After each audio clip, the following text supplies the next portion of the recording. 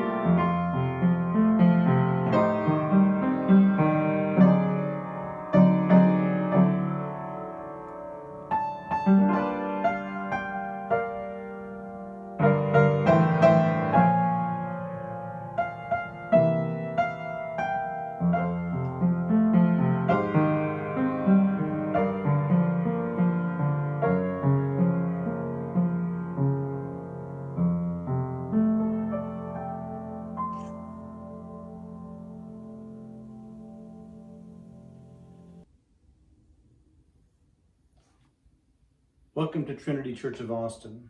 I'm Sid Hall, the lead minister at Trinity. Because of the quarantine related to the coronavirus and our own city's stay-at-home order, we, along with many churches around the world, are streaming our services over the internet rather than holding in-person worship. We are taking the coronavirus news seriously and are closing our doors to gatherings for the foreseeable future. We will continue as long as we need to in virtual services until the CDC and local authorities tell us that it's safe to resume our in-person worship services and activities. Phone numbers for texting prayer requests, email address for Pastoral Care, and instructions for supporting Trinity are in the description of the YouTube stream and will appear on the screen. Right now, we're in the midst of a worship series entitled Dare to Walk with the Rebel Jesus, exploring the events of the last week of Jesus' life in Jerusalem and the implications for us today.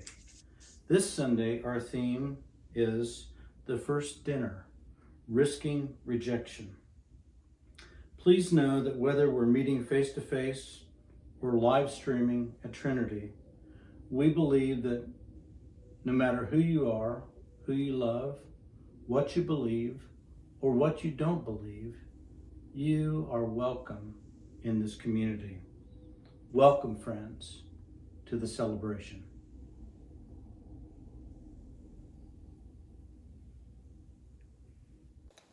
Hi, Trinity family. I'm Brandon. I'm Addie. And I'm Scott. And we love and miss you all. And we wanted to come and talk to you this morning about how we're finding church and spirituality at home. And so for us, it's really important to have a little bit of structure in an otherwise chaotic week. And so every morning, what do we do for the first thing we do in the morning, Addie? What is the first thing? We have our what? Our family meeting. And at our family meeting, we just talk about what the day's gonna look like, right? Yep. And then after our family meeting, Addie gets out her yoga mat and plays a little what? Yoga. What is it called? What's it called? Is it cosmic? Cosmic Kids. Look it up on YouTube. Cosmic Kids Yoga. And then throughout the day, we find some time to do what outside, Addie? What are the things that we do outside? Swim. And what else? Swing. And? Plant. Yes. Yes. So we've had a lot of fun doing those things. And then the other thing that's important is we have to find time to dance, right, Addie? Yes. So do we have dance parties? Yes. Those are a lot of fun. And then we learned a new song this week, didn't we? And it's about staying connected to our bodies and our minds. You want to sing it to them? Okay. Okay, let's sing it. All together. Okay. Okay. Every little cell in my body is happy. Every little cell in my body is well. Every little cell in my body is happy. Every little cell in my body is well. I'm so glad every little cell in my body is happy and well. I'm so glad every little cell in my body is happy and well. We love you and miss you. Can't wait to see you again soon.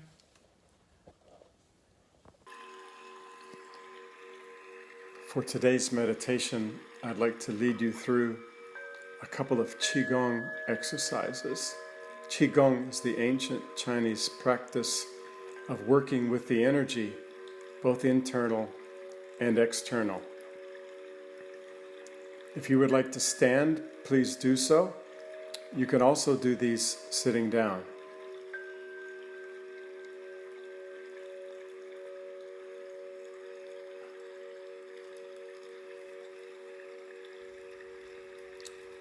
We'll begin putting our hands over our stomach, right on over the belly button.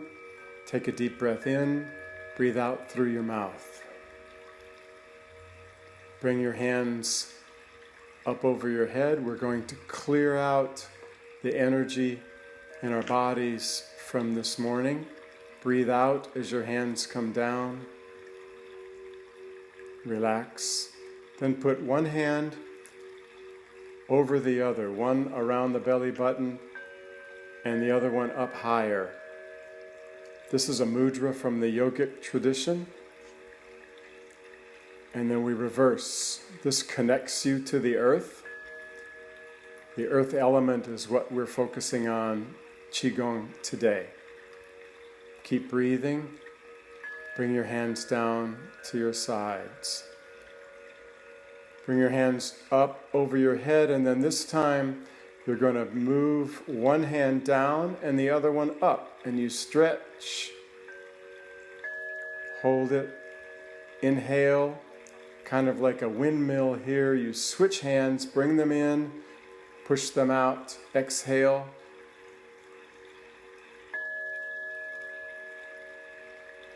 Again, exhale.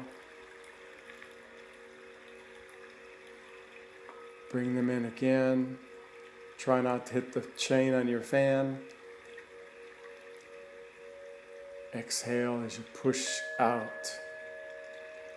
Bring the energy in as you inhale.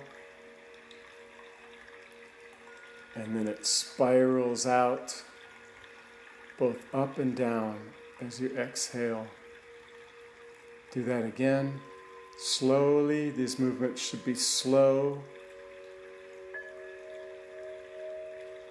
Exhale, bring the energy in to the body. Finally, bring your hands back down. Do a clearing movement to clear out the energy we just used.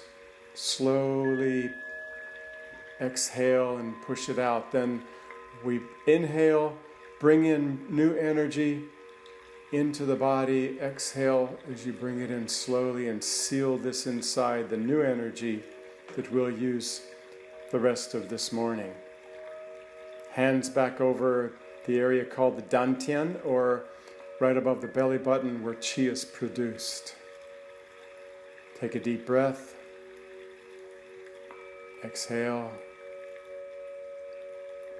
Thank you.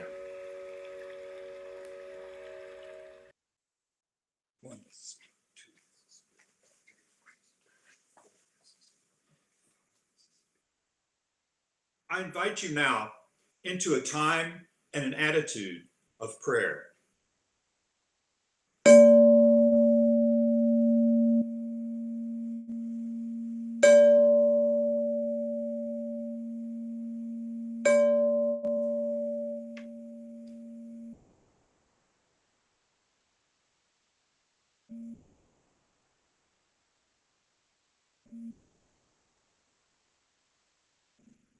Are there prayers that you would offer now for our lives and for our community? Please text your prayers to 512-766-3123.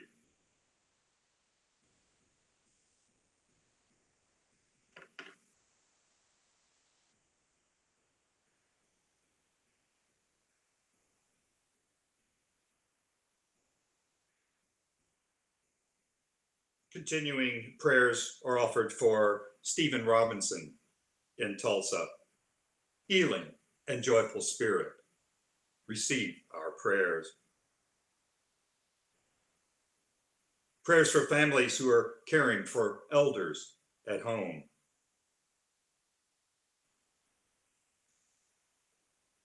Praying for Ken, son Seth, who had a heart attack needing hospitalization. Daughter Tara must move to a new dwelling and needs help. Healing and joyful spirit. Receive our prayers.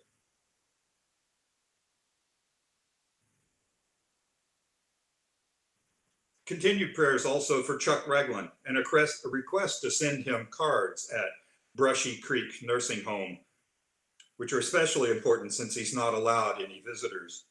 And also prayers for Susan Sprague, who is in the hospital for a week and just moved to rehab and has no visitors.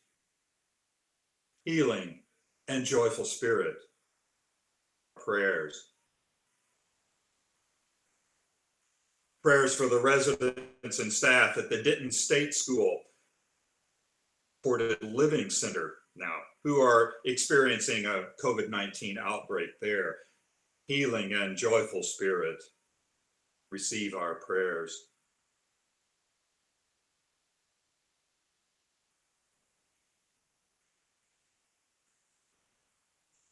Prayers and healing for Mario Ubalde.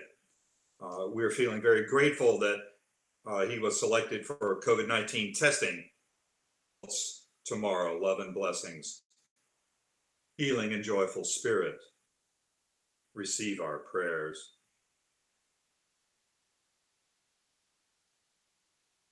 Prayers for all the elderly who are confined at home and are scared.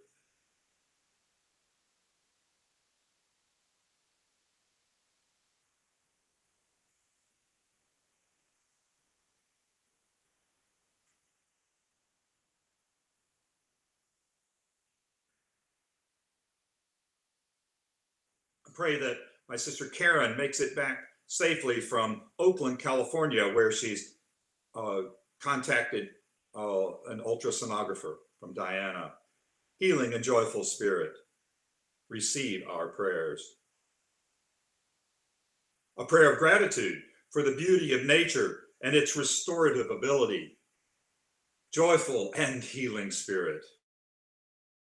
Prayers. And a prayer for all people in the refugee internment facilities. And bless those families who are apart at this time. Healing and joyful spirit. Receive our prayers. A prayer for a client who is extremely depressed and who just unexpectedly lost her wife to a massive heart attack and who is quarantined due to the COVID-19 exposure. Healing and joyful spirit, receive our prayers.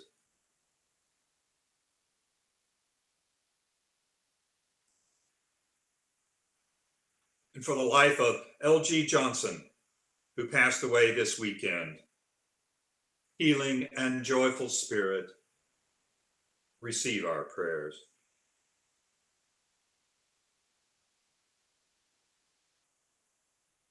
A prayer for Jean Dahlke, who is dealing with an infection, and Nicole Galante's father coming out of the hospital. Healing and joyful spirit, receive our prayers.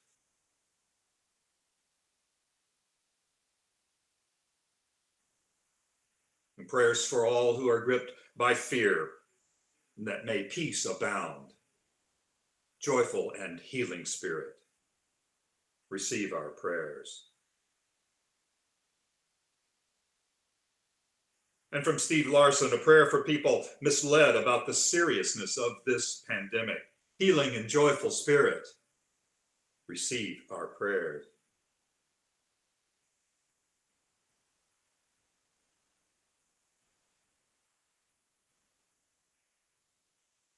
And thanks for the life and legacy of Joseph Lowry.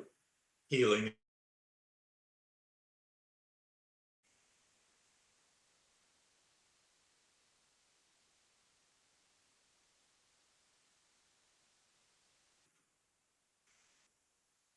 Let us hold these prayers and those cradled in the silence of our hearts in a moment of silence.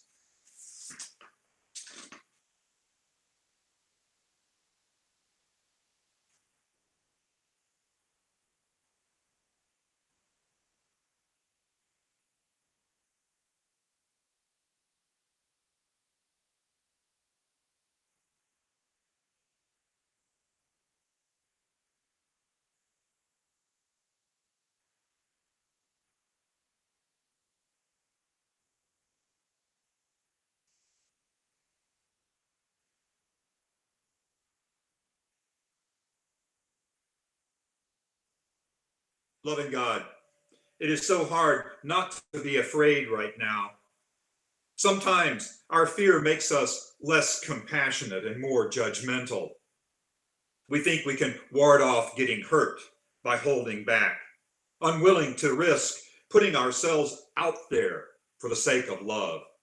Forgive us, O God. Encourage us to extravagant acts of love, especially when we are frightened. You entered our story through Jesus and his courage.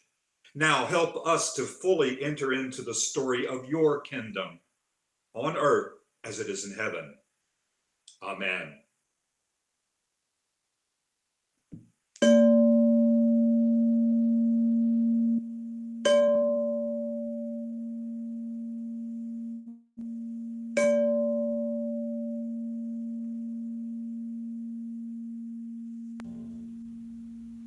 For our song of reflection, let us sing together the song Out Beyond Ideas by David Wilcox, set to the poetry of the great Sufi poet Rumi.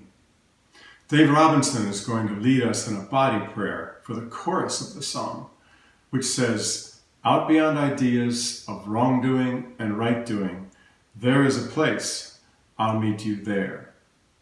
The lyrics to the verse will be displayed on the screen, and then we'll do the chorus on the body prayer again. Please stand in body and or spirit as you are so moved.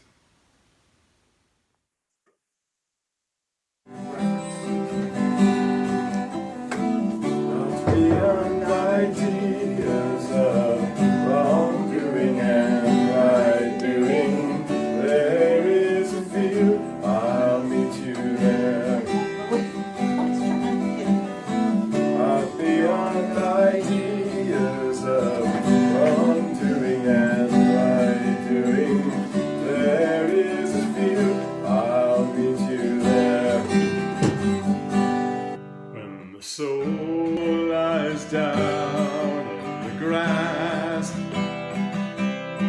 the world is too about ideas and language, even the phrase each other doesn't make any sense. Not beyond ideas of wrongdoing and right doing, there is a few, I'll meet you there. Not beyond ideas of wrongdoing and right doing, there is a few, I'll meet you there.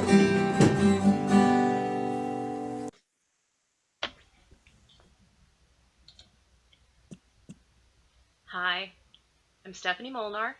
I'm a grateful member of Trinity Church of Austin, and I have the privilege of sitting on the Leadership Council as the secretary right now, and I'm so grateful to be with you this morning.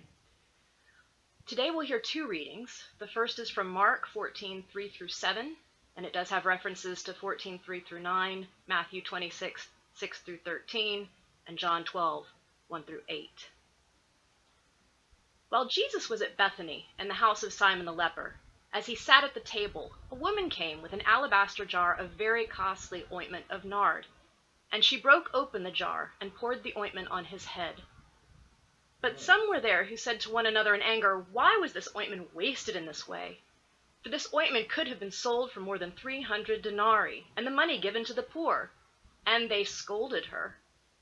But Jesus said, "Let her alone. Why do you trouble her? She has performed a good service for me. For you always have the poor with you, and you can show kindness to them whenever you wish, but you will not always have me." I hear you, so I don't think you picked it up. But And then from Emily Sana, True Hospitality and the Gospel's Sinful Woman. yeah, The woman in Luke's Gospel There were still knew what it about was to be 3 invisible prayers that and marginalized. were affected by the Throughout the lag. story, she is never given a name, but only known by her label, sinner. Put yourself in her place. Imagine how difficult it would be to walk down the street, knowing that people were whispering at you, sinner, slut. The jeers follow wherever you go.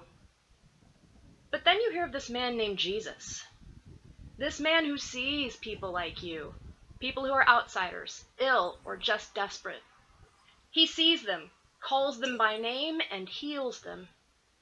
So you work up your courage because a man like this is worth meeting. You buy the best jar of ointment or perfume that you can afford, and you walk into that gathering of Pharisees and religious officials. These men who wouldn't give you the time of day if you met them on the street, or worse, who would leer at you and make lewd comments. Good. Bye now. And then you see Jesus, and he looks right at you. Not past or through you, but at you. And so you get nervous.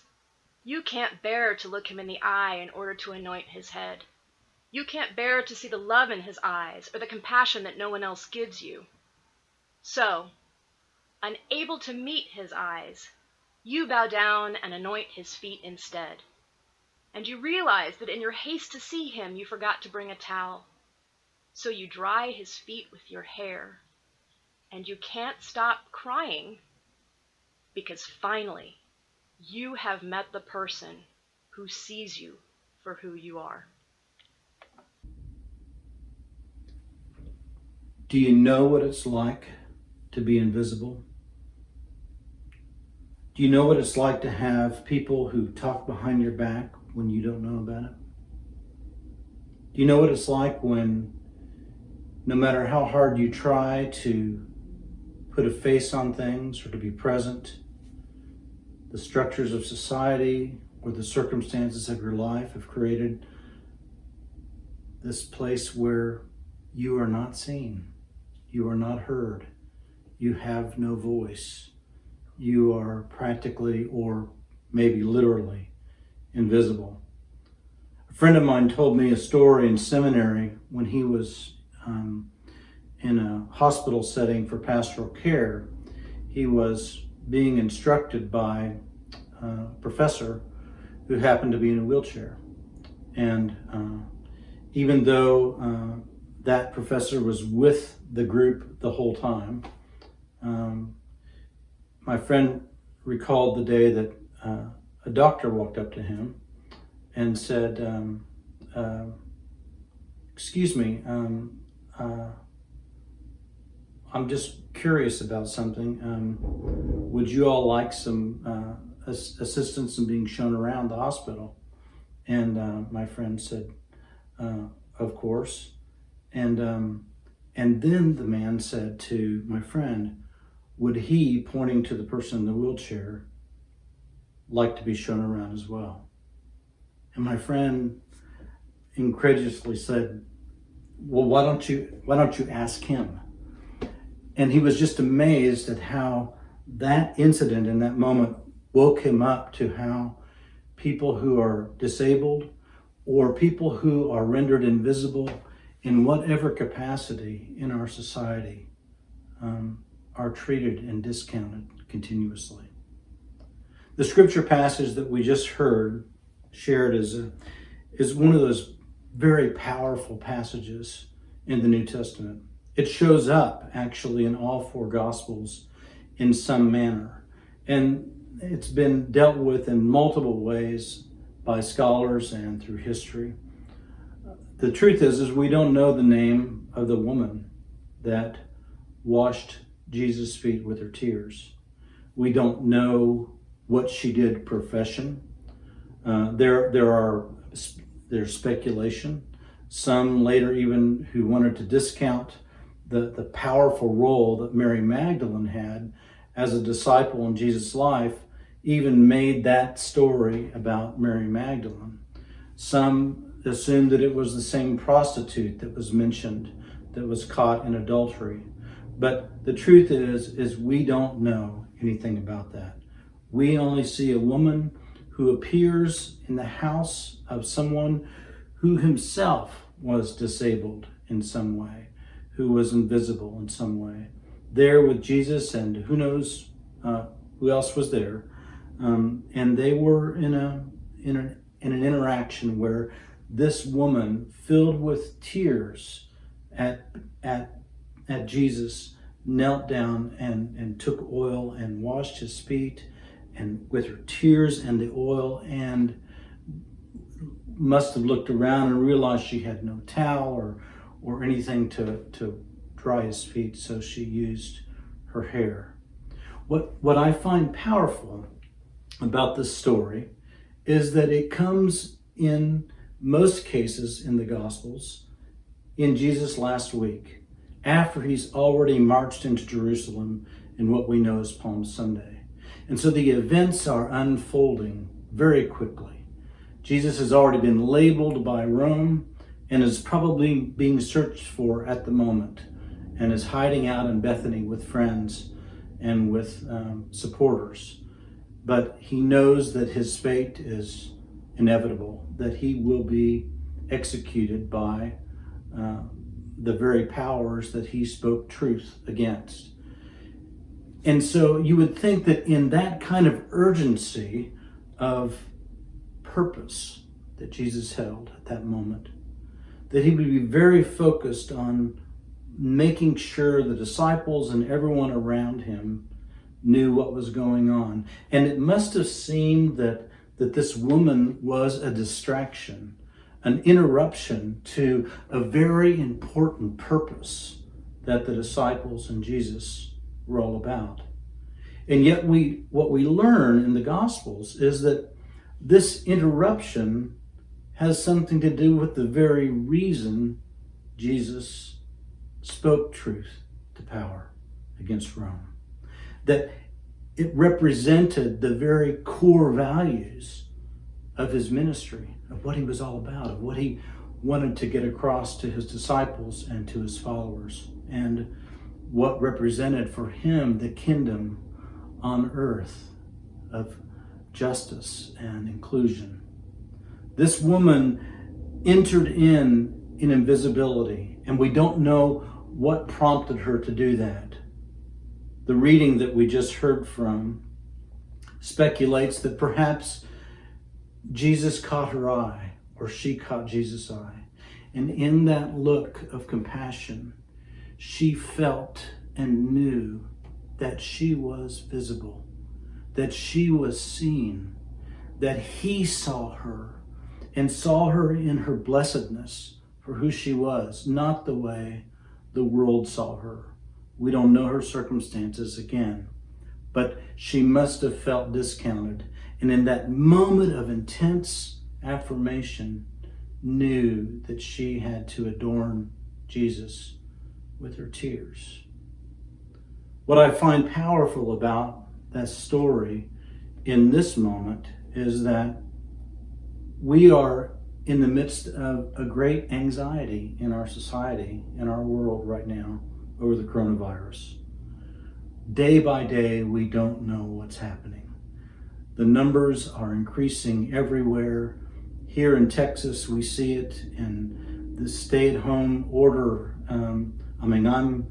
I'm doing this recording from my home because I want to represent for all of us what it means to not go to the office, to the church. Even if I could go up there alone, I'm just not about that. What we're seeing is that those people that are well connected are somehow able to get the test done for the coronavirus. And others are being told that we don't have them available. Now, hopefully those will be available, but this in microcosm is an opportunity to see how our society is structured, how our systems are structured, even in a crisis, maybe especially in a crisis, where those who are invisible and have little voice or no voice at all remain so. And so as Christians, as people in the church, as people who dare to walk with the rebel Jesus, it is up to us to look into the eyes of those who are invisible. And maybe we've felt invisible ourselves. And if you are feeling that, if for whatever reason in your life right now, that's where you are, know that this look of compassion from God goes straight into you, and you are seen as a blessing, as a creature loved and adored for who you are, not based on any other expectations. But if you're part of the church and you're part of the privilege in some way, what would it mean for you to adjust your eyes to who's hurting? I keep thinking about the asylum seekers. Just a few months ago, a group from us at Trinity went down to Brownsville and crossed over the border and saw in Matamoros the amazing faces of men and women and children, lots of children, who were hungry and who needed resources and needed to be told, in spite of the U.S. government, in spite of the Mexican government, that you are valued, that you are loved. Just looking into their eyes as we handed them food and supplies was a powerful exchange of healing. And I think people that are involved in liberation work understand that the liberation is mutual. We may have been handing them food, but they were handing us grace and a sense of being whole ourselves. And so I have no doubt that when Jesus looked at this woman, he wasn't just thinking of a charity event, of oh, this dear woman, this poor woman, God bless her in her life. No, part of what made that intensive look so powerful is that he received love. He received compassion himself. And you know, in that last week of his life, even though he was the leader they were all depending on, he must have felt at times just terrible anguish and fear and anxiety. And so her compassionate look was very healing and powerful. One of the interesting things about this passage is that even though it appears in each of the Gospels in some form, this washing Jesus' feet with her tears and her hair, the foot washing that we think of at Maundy Thursday and in the Last Supper only appears in the Gospel of John. And so it's interesting to me that this passage about a woman washing Jesus' feet is really the first dinner, and in some Gospels, the only dinner of where the feet have been washed. Now, there are some scholars that speculate, is this where Jesus got the idea? Had he already planned on washing the disciples' feet? Or did the act from this woman transform Jesus and allow him to say, this is what the message is about. This is what I'm about, and this is what I can now impart in this upper room with my disciples, because I have learned this from this dear woman who poured everything she had out on Jesus. I believe we're being called right now at a time to see past our own discomfort, to see past our own anxieties and our own fears, and to look into the eyes of people walking the streets, of asylum seekers, of people who have been furloughed or now have filed for unemployment suddenly in this crash and don't know how they're going to pay their next bills. We're called as a church to recognize that we are all connected and that we dare to make the gaze. We dare to look in the eyes, knowing that there might be some discomfort, that there might even be some judgment coming back at our privilege. But when we do that, in that exchange, we're all made more whole. I still remember when Trinity became a reconciling congregation, being LGBTQ welcoming back in the early 90s. And I remember in particular when the first transgender member came to our church. She came in and she sat down on the front pew and she sat alone, and she was shaking in fear. It took so much courage for her to step into that place. And she was a woman that was visibly transgender. And our choir back in those days sat in the chancel area, and the greeting time fortunately was early in the service. And I watched members from the choir and members sitting around this woman gather and introduce themselves and shake hands, and some even hugging. And then the remarkable thing happened. As we went back to the rest of the service, she sat there and began to cry and to weep. And they were not tears of sadness. They were tears of knowing that she had been seen and heard and loved for who she was.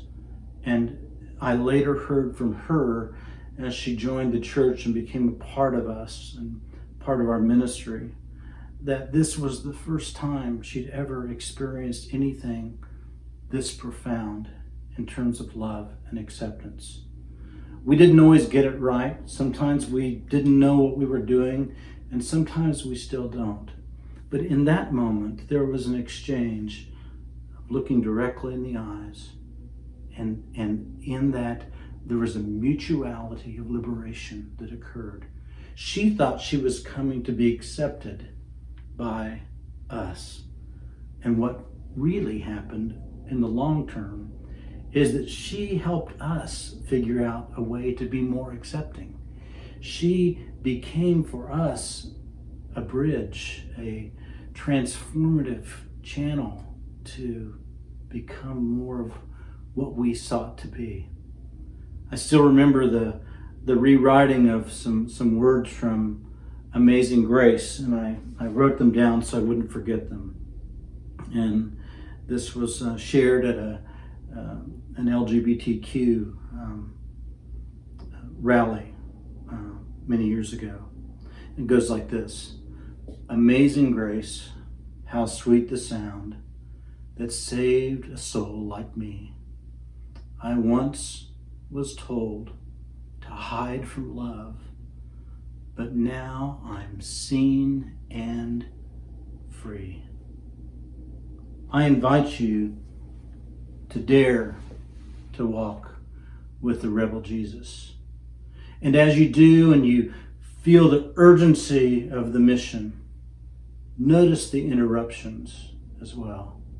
Sometimes the interruptions themselves are the very core mission. Jesus knew that when he exchanged glances with this woman, when she brought healing salve to his tired feet, and when he brought healing touch to her pain and loneliness and invisibility. Let us all see each other, especially in these times. God bless you. Amen. Let us sing now a familiar hymn tune with new lyrics by Carolyn Winfrey Gillette, written just this month. The tune is the one often used for the hymn, Love Divine, All Loves Excelling. This tune was written in the 19th century by John Zundel, who served as organist at Brooklyn's Plymouth Church under the clergyman and abolitionist Henry Ward Beecher. If you would like, stand wherever you are, in body and or spirit, and let us sing together. The lyrics should appear on your screen.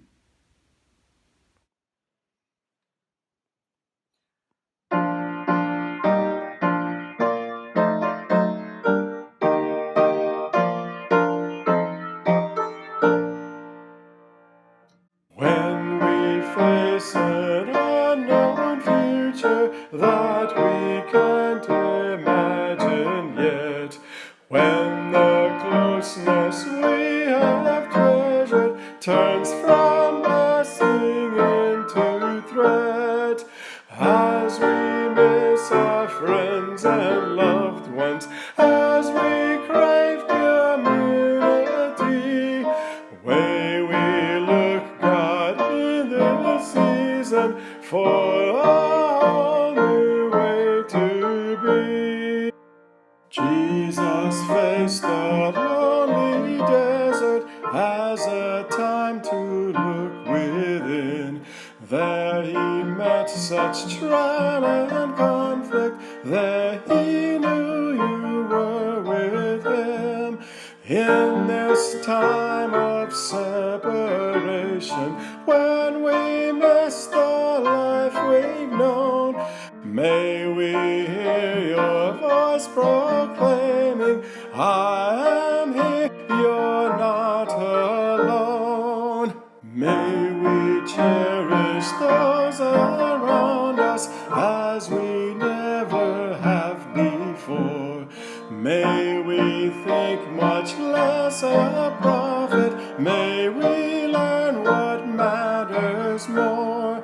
May we hear our neighbor's suffering. May we see our neighbor's pain. May we learn new ways of offering life and help and hope again. God, when illness comes to threaten, and when so much here goes wrong, may we know this thing for certain, that your love is sure and strong. You're beside us in our suffering, and when times are surely tough, we may face an unknown future, but it's filled, God, with your love.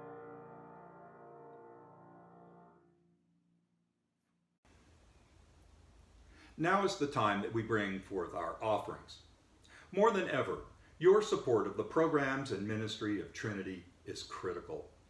Our building, that is usually ringing with the sound of children and friends greeting each other on Sunday mornings, and evenings filled with violin classes and samba lessons and other groups coming and going, is sitting empty.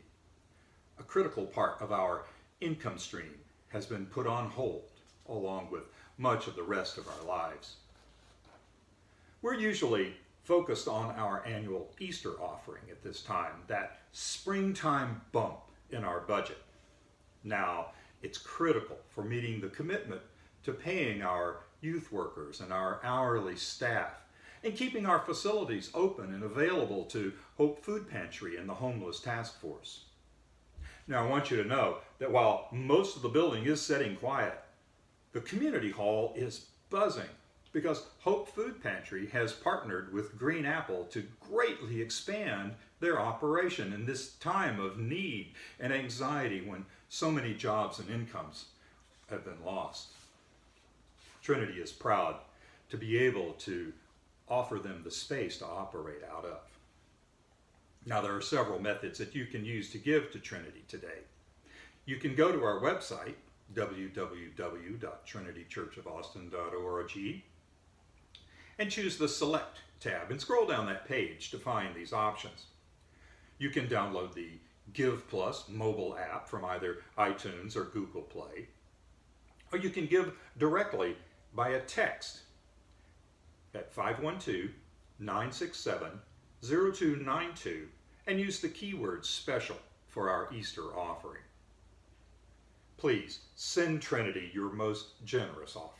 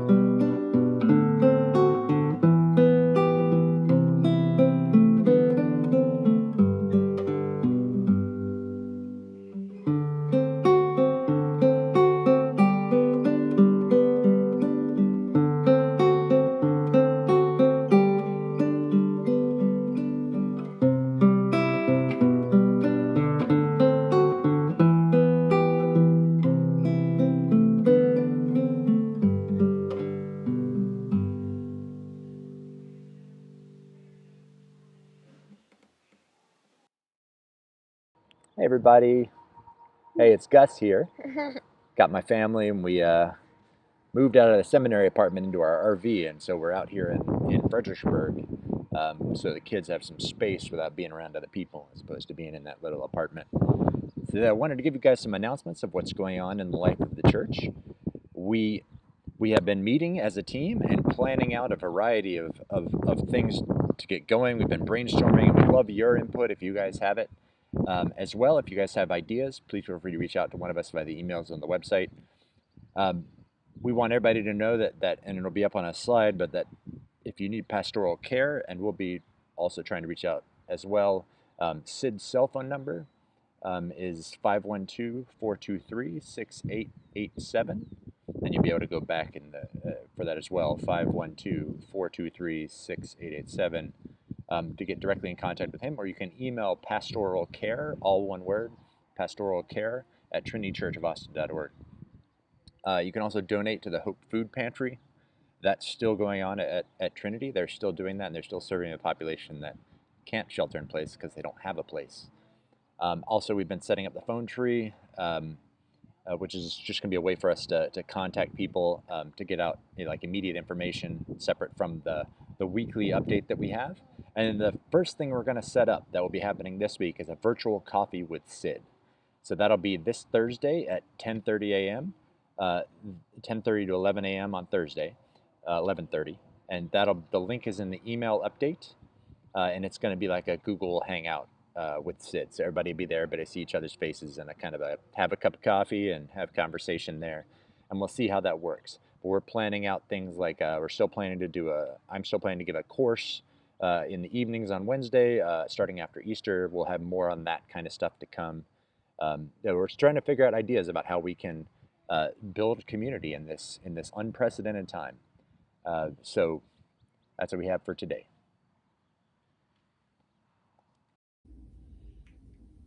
And now, may the peace of God go with us.